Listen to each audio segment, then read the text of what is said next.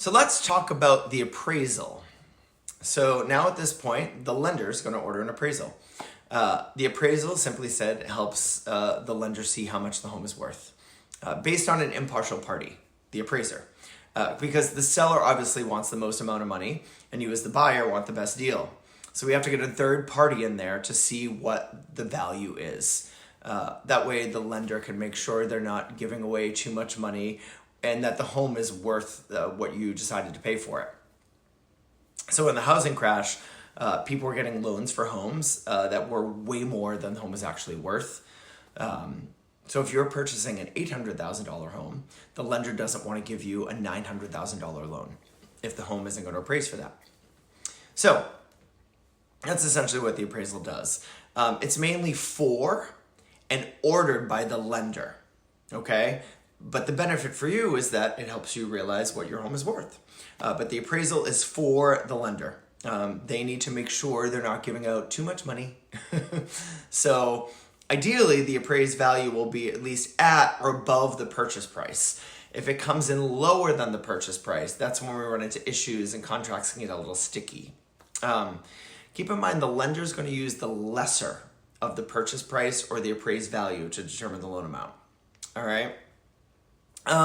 So the appraisal scheduled. Once it's done, a report's going to be given to you likely by your lender or your attorney or your agent.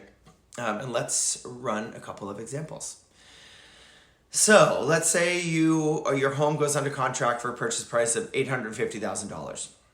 We get an appraisal done, and it actually comes out at $857,000. Yay, awesome. It's $7,000 higher than expected. So theoretically, you're getting the home at a $7,000 discount. The purchase price doesn't then raise up the additional $7,000. We got the home at a discount. The price is the price according to the contract. Then we continue. We sign a contract for $850,000. The loan amount is going to be based on that minus your deposits and whatever amount you might put down at the closing. So that's all good. Scenario 2 is you go under a contract for an $850,000 home and the appraised value comes in at $845,000, $5,000 less. You agree to pay $850,000. The lender's then not going to give you more than the lower amount.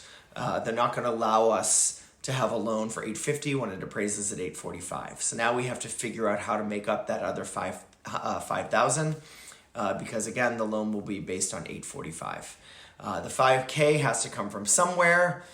What happens at this point, if the appraisal is in contract, we can get a chance. You may be able to get a chance to renegotiate to come up with that $5,000. Sorry, you might have to just come up with that. The seller might agree to a concession. You might split in the middle. Otherwise, the buyer's responsible for that difference. And negotiations change from state to state, so make sure you're aware of that. This happens most often in bidding war situations where a house keeps getting bid and bid and bid over what the asking price was. So your agent is going to be able to look at comps and advise you on what your limit might be and how that might impact your appraisal. That is a point where we see this happen more often than in just a regular situation. So those are the things you need to know about your appraisal.